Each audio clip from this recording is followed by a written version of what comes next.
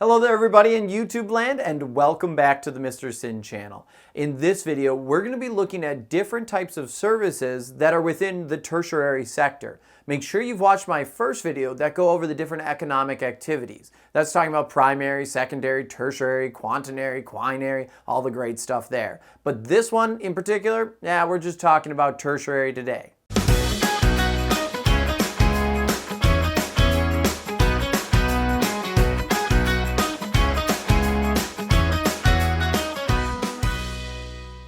So when talking about our tertiary sector, we can see that we actually have kind of three different categories within.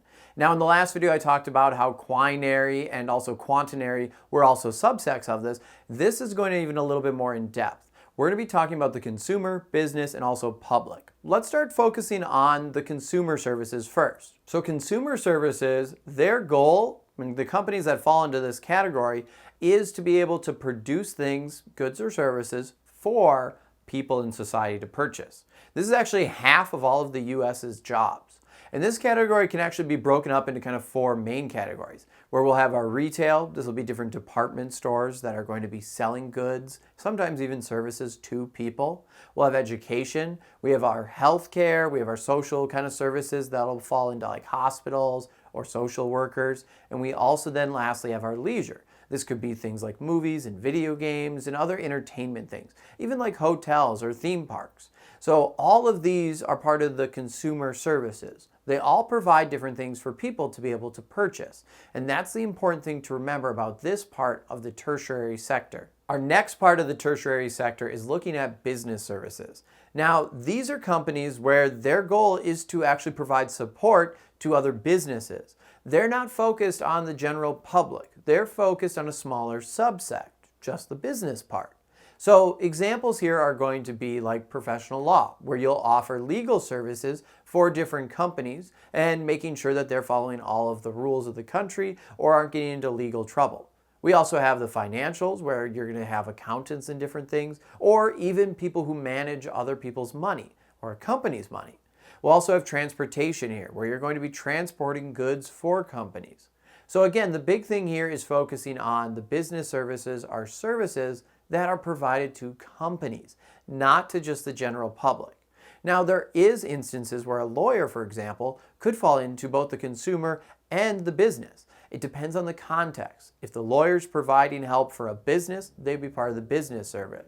Or if they're a personal injury lawyer, they might be more of a consumer. Now, the big thing here too, when we're looking at actually numbers, this is about 1/4 of the US's jobs. So that's kind of important to understand as well. Our last subsect is looking at public services. Now, public services provide things to the general public normally because they need to have these things in order to function. So depending on our scale, it'll change. We could look at a local scale, a state scale, a national scale, and those all will have different public services provided. Things like fire departments, the police, interstate systems, even the National Guard or the Army are public services that the government actually provides for everyone.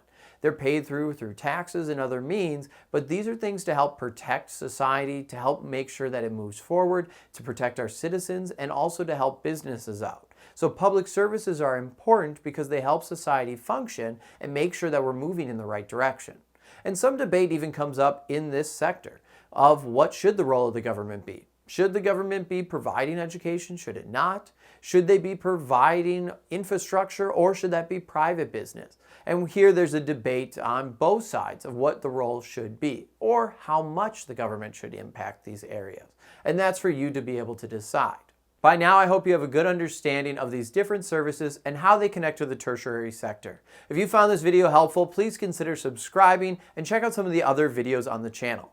I'm Mr. Sin. Thank you very much for watching, and until next time, I'll see you online.